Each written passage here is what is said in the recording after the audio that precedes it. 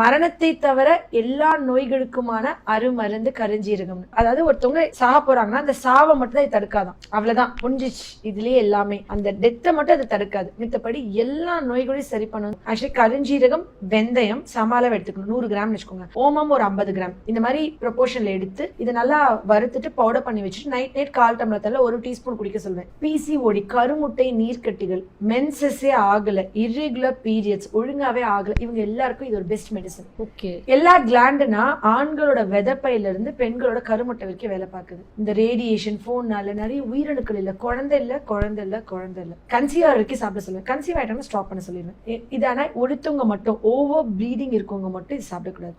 ஏன் அப்படின்னா இது வந்துட்டு பிளட் கிளாட் ஆகாம, யோசிச்சு பாருங்களேன், இந்த கொரோனாக்கு அப்புறம் ஹார்ட் அட்டாக் அப்படின்னு ஒரு பயம் வருது இல்ல, எத்தனை பேர் வீட்டுல ஹார்ட் அட்டாக்ல இறந்து போறாங்க. கொரோனாக்கு அப்புறம் ஹார்ட் அட்டாக் வரக்கூடாது, எங்கேயுமே பிளட் கிளாட் ஆகக்கூடாது, ஒரே மருந்து கருஞ்சீரகம்.